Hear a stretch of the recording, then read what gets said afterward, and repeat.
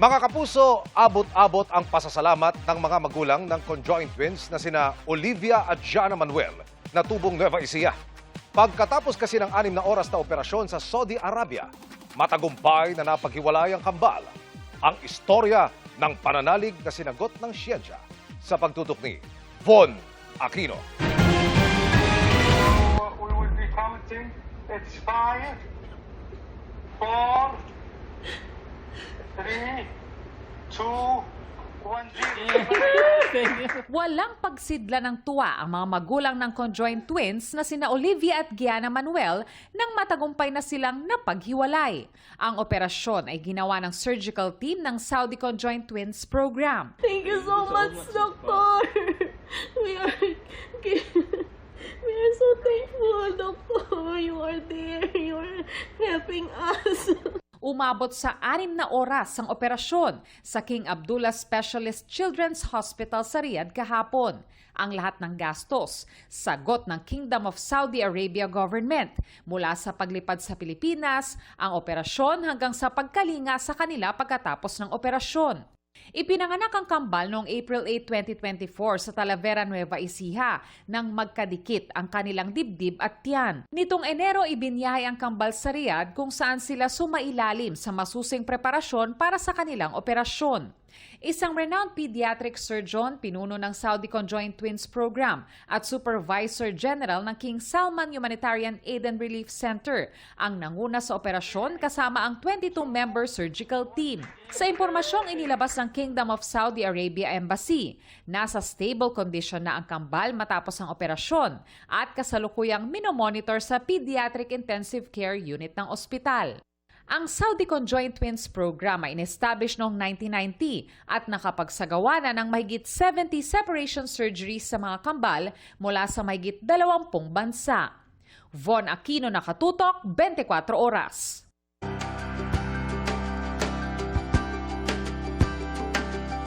Hindi matatawaran ang sakripisyong ginagawa ng mga haligi ng tahanan para maitaguyod ang magandang kinabukasan ng kanilang pamilya. Kaya bilang paggunita sa Father's Day ngayong linggo, 100 tatay sa Candelaria sa Zambales ang hinatira ng GMA Kapuso Foundation ng libreng medical services.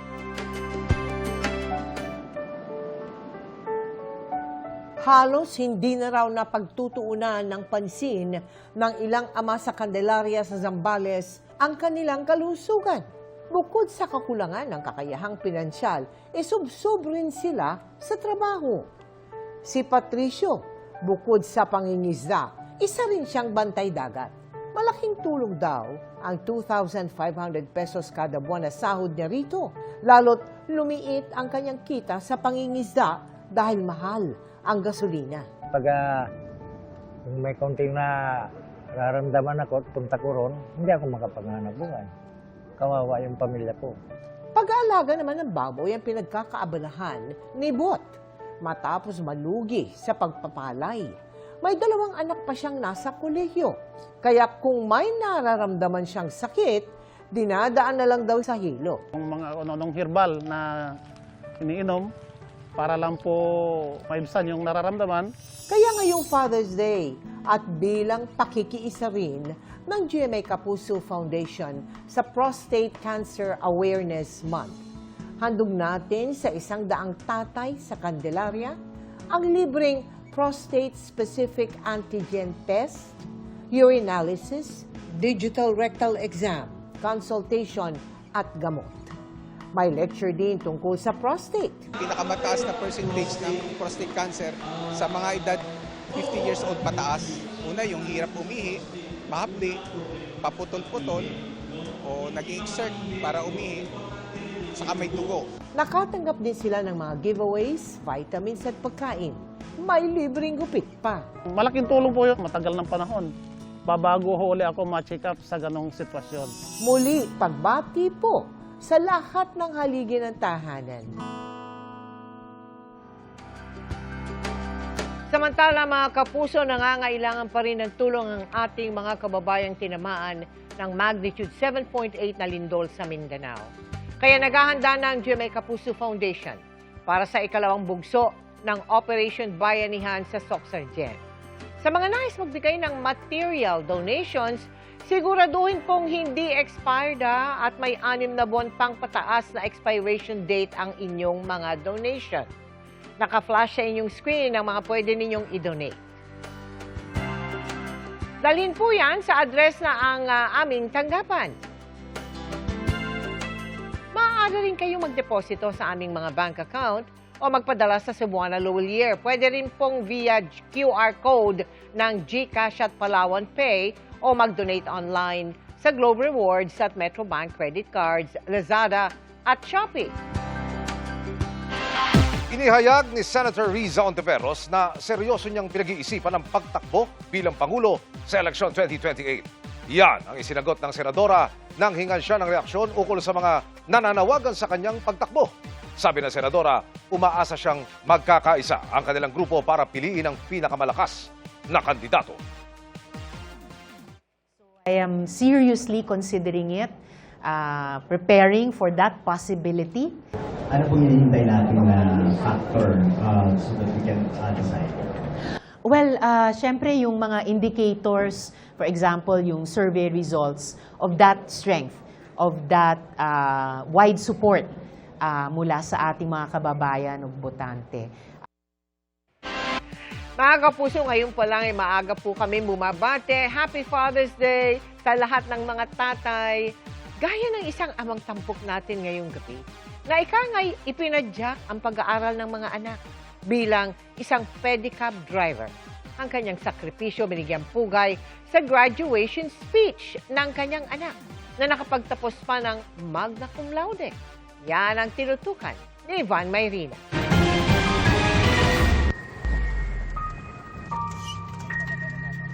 Bawat padyak at tagaktak ng pawis, katumbas ay baryang pambuhay sa kanyang pamilya. 2.5 dekada ng lumalaban ng patas si Michael Salvador. Pero ngayong edad 50 na siya, unti-unti na niyang nararamdaman ang sigil ng ilang taong pagod ng katawan at sakripisyo sa init o ulan. At ang kanyang kaliwang mata, wala ng paningin dahil sa napabayaang glaucoma. Sabi ko baka dala ng pagod.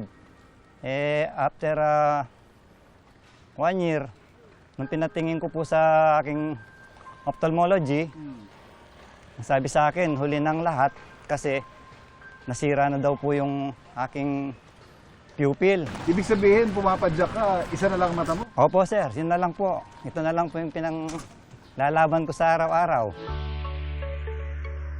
Pero kahapon, napawi ang anumang hirap at sakit sa katawan nang bigyan pugay siya sa entablado na ikalawang anak na si John Paul. Magna cum laude. Nagtapos ang BS Accountancy si John Paul, magna cum laude, mula sa Colegio de Sebastian FEU Pampanga. Anak po ako ng isang pedicab driver. Hindi po madali ang pagpadyak sa ilalim ng init ng araw, sa gitna ng ulan, at sa mga araw na wala pang kasiguraduhan kung magkano ang maiuuwing kita. You proved to me that it didn't matter if it was just a pedicab, because your love for us made it strong enough to carry my biggest dreams. Yung luha ko kahapon sir, hindi ko mapigilan. Nung on the spot na nasa stage siya, tapos yung lahat ng ibinahagi niya, na-realize ko rin sa sarili ko na nakita pala ng anak ko yung pinagpaguran. Ang pagpadyak ay hanap buhay na nakagisa na rin sa kanyang amang rumaraket ding sastre. Mga marangal na kabuhayan kung tutuusin, pero ang pangarap niya ay hindi malimitang anak sa mga nakagisnan at malayang matupad kung ano ang nais niyang abutin. Ayaw ko pong tulad siya sa akin na isang pedicab na padadanas po. Kaya ganun na lang po. Hindi ko na po inisip, sir, na mabigat to. Ayaw ko na. Mainit. Surrender na ako. No. Fight, sir. Fight. Ginagawa ko. Ito para sa pamilya. Sa family, sir. Opo. Ikalawa na si John Paul sa napagtapos si Michael. Kasunod ng panganay niya may trabaho na at nakakatulong na sa pamilya. May 2 pa, kaya wala siyang balak magpahinga. Bawat padyak, bawat ikot ng gulong ng kanyang pedicab, nakakapagalma ng katawan Hindi na raw mahalaga kung ilalapit naman ng mga anak tungo sa kanilang mga pangarap. Tay, thank you for the monumental sacrifices you made just to make ends meet. Looking back now, I realize that with every heavy push of your pedals, you were driving me closer to this stage. Ivan Mayrina, Nakatutok, 24 Oras.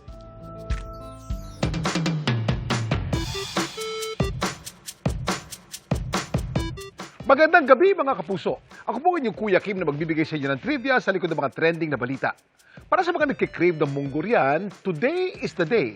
Huwag lang sanang matulad sa mag-asawang ito ng lumpiang toge cravings, not satisfied. Bakit kaya? Ang cravings daw kamakailan ng Mr. ni Pauline, lumpiang toge.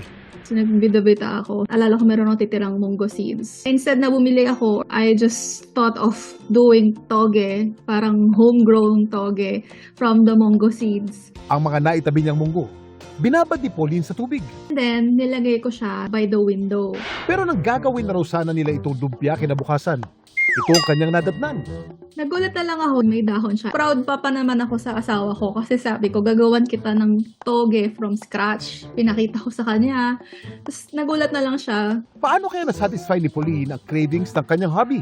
Kuya Kim, ano na?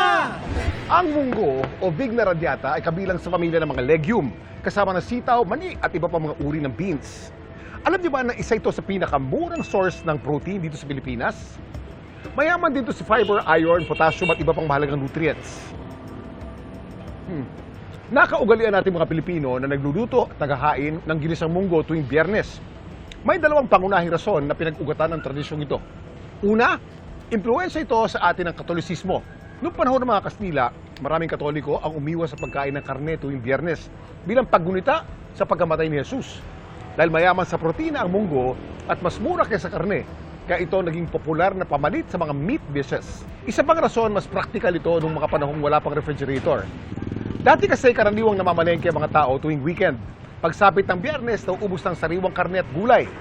Dahil hindi madaling masira at pwedeng itago ng matagalang tuyong munggo, ito naging madaling lutuin bago mamalengke. Paniniwala naman ng iba, kaya mas mainam magmunggo ng Biyernes para kapag rarayumahin, weekend na kinabukasan. Ito naman togi po ito. Gayunman, wala pang matibay na scientific evidence na nagpapatunay na nakakapagdulot ng rayuma ang pagkain ng munggo. Ano naman kaya dapat gawin para munggo maging toge? What happened dun sa video ay na-germinate yung munggo seed kasi may water. Pero isang mistake na nagawa nung uploader ay niligay niya malapit sa may light source. So ang mangyayari kasi doon, magti-trigger yun sa formation or rapid development ng leaves. Sa toge kasi ang gusto natin yung crispy, yung wala pang pigment, tsaka parang baby seedling. Kapag toge kasi ang standard practice ay ibababad sa tubig na malinis, tapos dapat itatabi mo siya sa cool and dark place. Paano kaya diniskartehan ni Pauline ang cravings ng kanyang hobby? Nagluto ako ng ibang ulam. Habang ang mga tumutubong munggo naman, tinanim na lang ni Pauline. From munggo to houseplant, trill ko eh. Pero alam niyo ba na sa isang bayan sa norte, ang turing sa munggo, ginto? Mga kapuso, welcome sa bayan ng San Mateo sa Isabela, ang tinuturing na munggo capital of the Philippines. Dito ang turing ng mga magsasaka sa munggo black gold. Isa kasi ito sa mga job-generating industry sa kanilang bayan. Mais at palay talagang pangunahing tinatanim sa kanilang bayan. Pero nakaugalian daw ng mga magsasaka na pagkatapos anihin ng palay, tinatamnan nila ang lupa ng munggo. Ang natural crop rotation system na ito, nakakatulong daw para mapaganda ang soil health at maiwasan ang pagdami ng peste sa taniman. Samantala, para malaman ang trivia sa likod ng viral na balita, i-post o i-comment lang, #Kuya Kim! Ano na? Laging tandaan, kimportante ang may alam. Ako po si Kuya Kim at sagot ko kayo, 24 Oras. Happy weekend!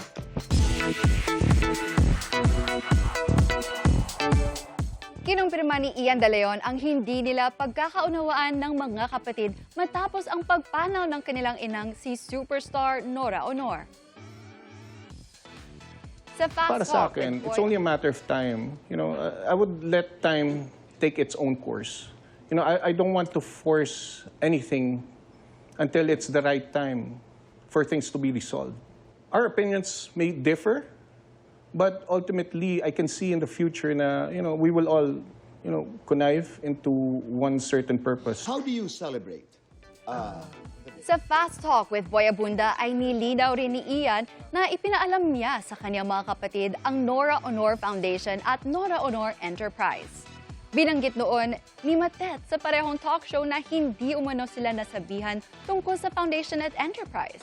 Ayon kay Ian, para sa legacy ng kanyang ina ang foundation at enterprise. Napag-usapan din ang issue tungkol sa mana. Just to make things clear, Tito Boy, the mana issue, okay, I just want to set the record straight out here. Things take time. Like, it's not like your mother passes today, the next week, may mana na. Everything has to be dealt legally. Nasa puso mo ba, Ian, na kung ano man ang meron, you will be fair to your siblings? Of course, definitely. Mga kapuso, good news sa sports. Wagi ng silver medal si Pinoy pole vaulter at two-time Olympian EJ Obiena sa Flight Circus Dusseldorf 2026 sa Germany. Yan matapos niyang matagumpay na maklear ang 5.74 meters sa kanyang second try. Ang pagsapak ni Obiena sa kompetisyon ay bahagi ng paghahanda niya para sa Asian Games sa Japan sa darating na Setyembre. Samantala, isa pang Pinoy pride dahil aabante na rin sa quarterfinals ng Berlin Tennis Open si Filipina tennis superstar Alex Iyala. Dinaig ni Iyala ang world number 2 na si Elena Rybakina sa score na 7-5 at 6-4. Sunod na mga kalaban ni Iyala ang world number 6 na si Elina Svitolina. I called my dad. I just said, oh my God. We were just screaming and my mom was there too. And I don't know. I'm really happy. I'm really happy with today, of course. It could have gone either way. I think there were really tight moments in both sets. And of course, she's an amazing player. And yeah, she's the one to beat.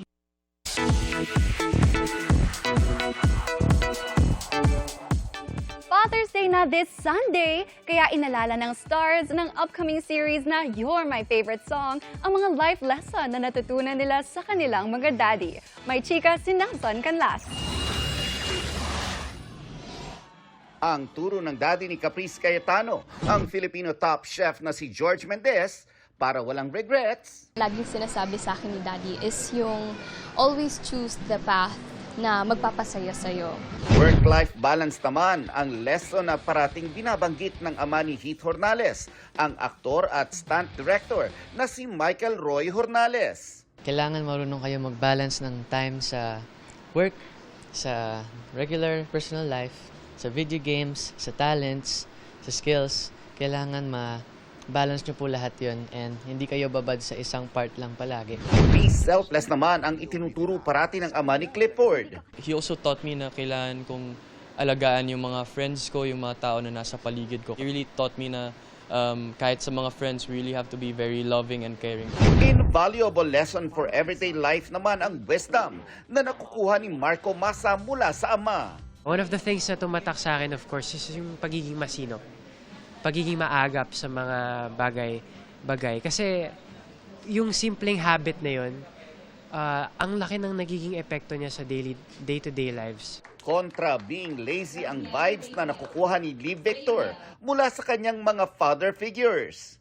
I really look up to that man, yung uncle ko. Man, actually, yung dalawang uncle ko, very hardworking sila pareho. Siguro they just always remind me na parang na huwag maging tamad.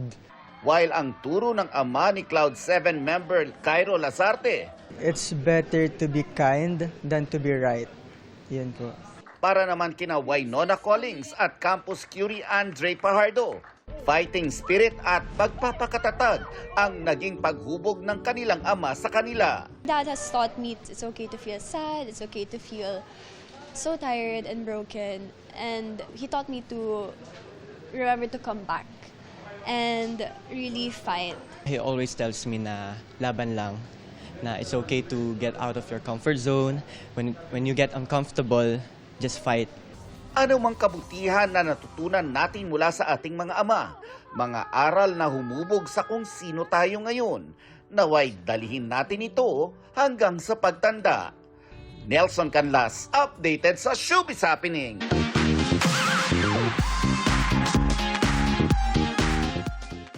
Hindi biro ang maging host, mga kapuso.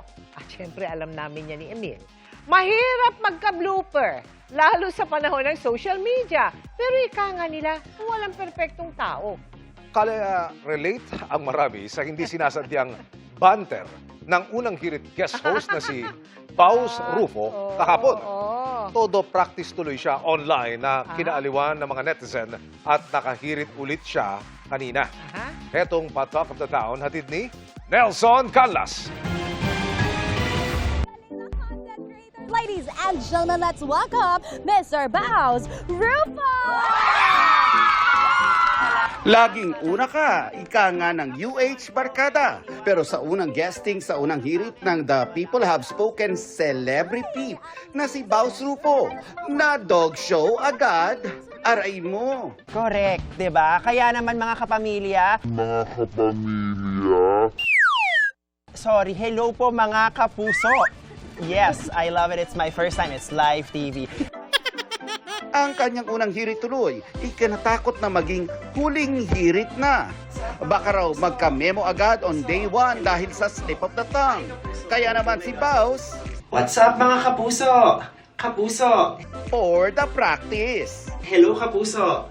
Hi kapuso! Oh my God, kapuso, kamusta ka? Doble ka ba pa nang biglang may follow request na Kapuso Executive?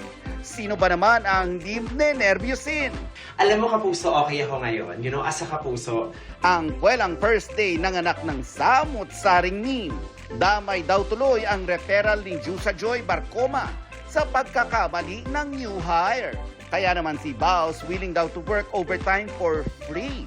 Sagot na rin ang koryo sa Christmas party. Patapos na yung show, na parang sabi ko, oh my God, first time ko mag-unang hirit, parang success naman. But wait, hindi pa tapos. I guess, pag may mga ganun nangyayari, talagang kailangan tawanan ko na lang yung sarili ko muna para hindi rin ako masyadong makonsume ng mga pangyayari. So, buti na lang inunahan ko na muna. At kahit pa paano, buti, other people also found a very fun moment from that. Kasi ako pinapanood ko pa rin yung video, natatawa talaga ako sa sarili ko, sa totoo lang. Hanggang sa good news, day 2, secured. Sa pambansang morning show, may ikalawang hirit si Paus. Hello po mga kapuso! Sure ka? Sure. Ang comeback talagang pinaghandaan. Masaya raw siya sa second chance at di napa-principal's office. Nagpasalamat din siya na may guidance siya ng kapwa celebrity at UH hostmate, Joy Barcoma. Hello po mga kapuso! Gising na! Unang hirit na! Ayoko na po, kailangan ko po talagang magbanlaw sa mga pauga na binigay ng universe. Magkakaroon kami ng repeat ng duo namin ni Jusa Joy Barcoma sometime next week. Sige nga, ulit. Practicing natin. Kapuso. Okay. Kapuso. Okay, 5, 4, 3, 2, 1. Kapuso. Kapuso